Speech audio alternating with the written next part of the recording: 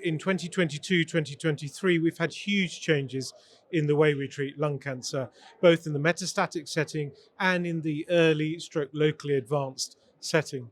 Perhaps the area which has had one of the greatest changes that we see is the setting of patients with operable lung cancer, where we've had several advances, and we really are now looking at this group of patients in a very different way to how we were previously.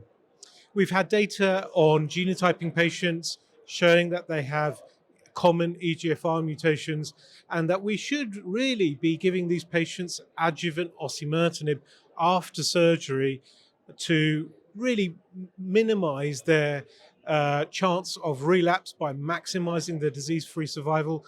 And this year in 2023, we learned for the first time that this is associated with a survival advantage, a huge benefit. And in late 2023, we're going to hear hopefully the same level of magnitude of difference for patients with ALK-positive disease. Now, in patients with operable disease, which is not genetically altered with EGFR and ALK genetic alterations, we have data on adjuvant immunotherapy, and we also have data on neoadjuvant chemoimmunotherapy. How do we use this before surgery, after surgery, or both before and after surgery are going to be key issues that we debate further. So there's been a lot of data on the neoadjuvant setting, specifically in terms of chemoimmunotherapy.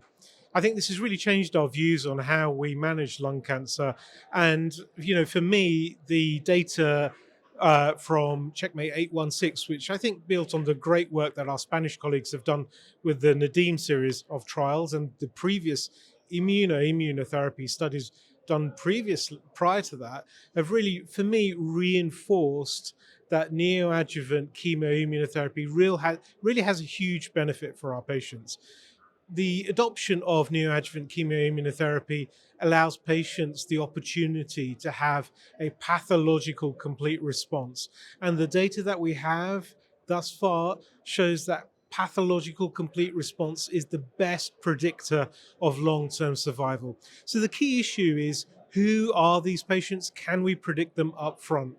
Certainly PD-L1 status seems to be one of the greatest predictors of that, and that's currently what we're using in routine clinical care.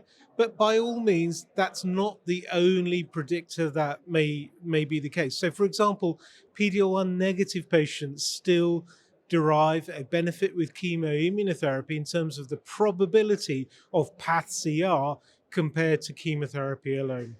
The big question we all have is, if we're giving chemoimmunotherapy, do we need to give it to our smaller tumors, our node-negative tumors perhaps, where there is, according to all of the data sets, a possibility that these patients may not get to surgery. And so this needs to be given some consideration. And undoubtedly, there will be some patients who will not want to have chemoimmunotherapy, who will want to have surgery up front. And for those patients with PD-L1 more than 50%, adjuvant atezolizumab seems to be deriving very strong benefit in that scenario.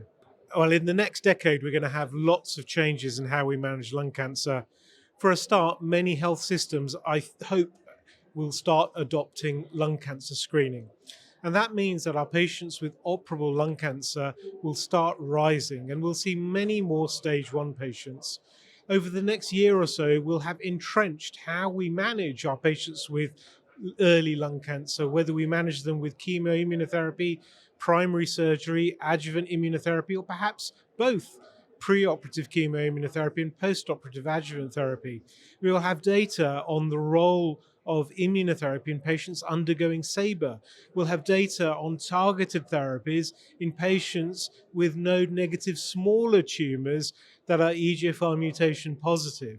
We'll have data on patients with atypical EGFR mutations and know what perhaps suggestions on the optimal duration of benefit for adjuvant osimertinib. And in the metastatic setting, we've got huge advances coming. We have an entire class of therapeutics, the antibody drug conjugates, coming online that may replace chemotherapy for some patients, a huge step change for our patients. And we have the newer checkpoint inhibitors with newer data sets coming through, which may also just change the paradigm of treatments that we have. So a lot more to look forward to in the next few years.